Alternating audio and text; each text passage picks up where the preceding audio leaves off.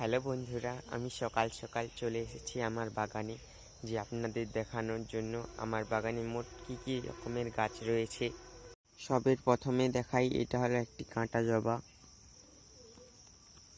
এটা হলো আমাদের ভাষায় বলা যায় এটাকে লক্ষ্মী গাঁদা। এটা হলো একটি নয়নতারা।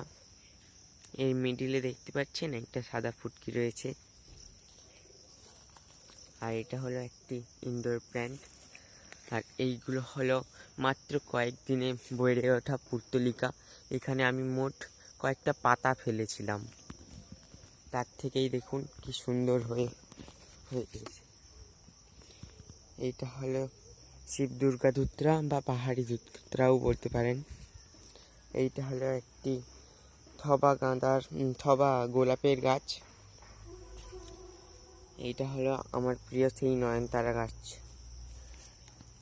এবং এইটা হলো এক দাদার ভিডিও দেখে আমি এই পুর্তলিকা গাছগুলোকে এইরকম বলের শেপ দিয়েছি।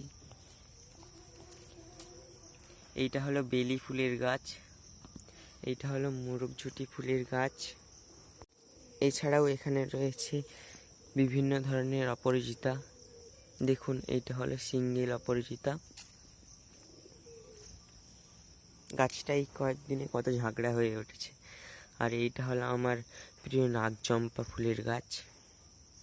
এখন এখানেই রাখছি, ভালো লাগলে লাইক, কমেন্ট, সাবস্ক্রাইব করতে ভুলো না কিন্তু। টাটা। হ্যালো বন্ধুরা, আমি সকাল সকাল চলে এসেছি আমার বাগানে যে আপনাদের দেখানোর জন্য আমার বাগানে মোট কী রকমের গাছ রয়েছে। সবের প্রথমে দেখাই, এটা হলো একটি কাঁটা জবা। এটা হলো আমাদের ভাষায় বলা যায় এটাকে লক্ষ্মী গাঁদা। এটা হলো একটি নয়নতারা। এর মিডিলে দেখতে পাচ্ছেন একটা সাদা ফুটকি রয়েছে। আর এটা হলো একটি ইনডোর প্ল্যান্ট। আর এইগুলো হলো মাত্র কয়েকদিনে বেড়ে ওঠা পুর্তলিকা। এখানে আমি মোট কয়েকটা পাতা ফেলেছিলাম, তার থেকেই দেখুন কি সুন্দর হয়ে গেছে।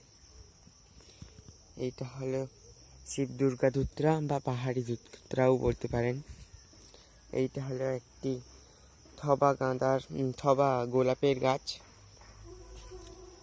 এইটা হলো আমার প্রিয় সেই নয়নতারা গাছ। এবং এইটা হলো এক দাদার ভিডিও দেখে আমি এই পুর্তলিকা গাছগুলোকে এইরকম বলের শেপ দিয়েছি। এইটা হলো বেলি ফুলের গাছ। এইটা হলো মোরগঝুটি ফুলের গাছ। এছাড়াও এখানে রয়েছে বিভিন্ন ধরনের অপরাজিতা। দেখুন, এইটা হলো সিঙ্গেল অপরাজিতা। গাছটাই কয়েকদিনে কত ঝাঁকড়া হয়ে উঠেছে। আর এইটা হলো আমার প্রিয় নাগচম্পা ফুলের গাছ। এখন এখানেই রাখছি, ভালো লাগলে লাইক, কমেন্ট, সাবস্ক্রাইব করতে ভুলো না কিন্তু। টাটা।